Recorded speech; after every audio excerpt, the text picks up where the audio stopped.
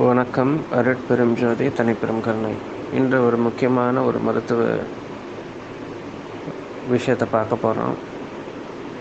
அது என்னென்னா, இது ஒரு 2 வருஷத்துக்கு முன்னாடி இந்த பாடலை பார்த்தேன். இது அகத்தியர் சொன்னது, எந்த நூலுன்னு எனக்கு தெரியல. அதாவது என்ன பாடல் வரிகள் எப்படி வரும்னா, சூதாடி தோர்த்தவனும், அந்த பாடல் வரிகள் எனக்கு முழுசாக ஞாபகம் இல்லை. இருந்தாலும் 2 வருஷம் முன்னாடி நான் ஒரு வாட்டி பார்த்ததை என் மனசில் இருக்கிறத நான் அப்படியே சொல்கிறேன். அகத்திய பெருமான் என்ன சொல்கிறாருன்னா, சூதாடி தோர்த்தவனும் சூதாடி தோற்பதற்கு காரணமாக இருக்கக்கூடிய பொருளை சுட்டெரித்து நாக்கால் நக்கிடவே வலிந்தோடிய வாதப்பித்த கபம் உத்தோஷமும் சமநிலை ஆகுமாப்பான்னு சொல்கிறார்.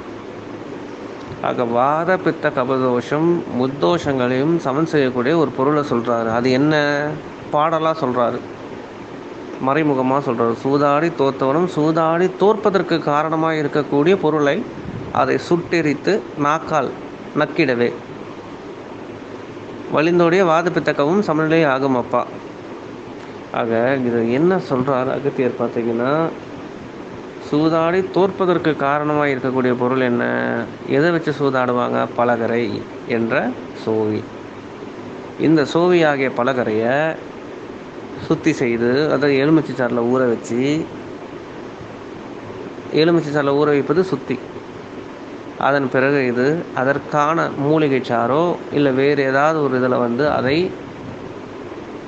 மருந்தாக்கி பற்பமாகி, அதை பஸ்பமாகி அல்லது பற்பமாகி சூதாடி தோற்பதற்கு காரணமாக இருக்கக்கூடிய பொருளை சுட்டெரித்து புடம் போடுறது, நெருப்பு வருது, சுட்டெரித்து நாக்கால் நக்கிடு. அதில் ஒரு சிட்டிக்கு தேன்லேயோ நெய்யிலையோ குடைச்சி நாக்கில் நக்கி அதை சாப்பிடும்போது வாதப்பித்த முத்தோஷமும் உடனே சமநிலைக்கு வருங்கிறாரு.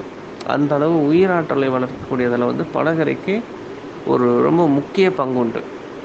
இந்த பலகரையை வச்சு இது அப்படியே உயர்வான குருவாக மாற்றி அதை சுண்ணமாக்கியாச்சுன்னா, நார்மலாக போடுற சுண்ணாம்புக்கு பதிலாக இந்த பலகரை சுண்ணத்தை ஒரு அரிசியோட வெற்றிலையில் போட்டு சாப்பிடும்போது, வெற்றிலையில் போட்டு இது கூட வெற்றிலையில் சுண்ணாம்புக்கு பதிலாக இந்த பலகரை சுண்ணத்தை சேர்த்து எடுக்கும்போது 100 வயதானாலும் பல்லு விழாது.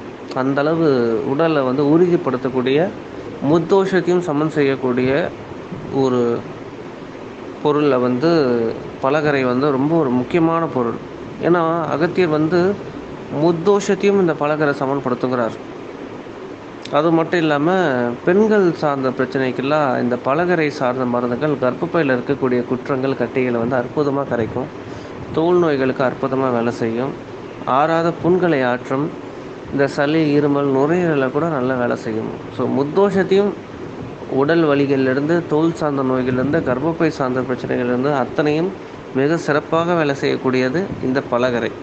இது நம்ம சித்த மருத்துவத்தில் உயர்வாக பலகரை பற்பமாகவோ இல்லை அதையே சுண்ணமாகவோ உயர்வாக மாற்றி அதற்கான அனுமானங்களை கொடுக்கும்போது மிகப்பெரிய நோய்களும் ரொம்ப அற்புதமாக குணமாகும். இந்த பலகரை சுண்ணத்தையே மருந்தாக மாற்றி இது தகுந்த அனுமானங்களில் கொடுக்கும்போது மிகப்பெரிய நோய்களை குணமாக்கக்கூடிய ஒரு சஞ்சீவியாக கட்டாயமாக திகழும். நன்றி, வணக்கம்.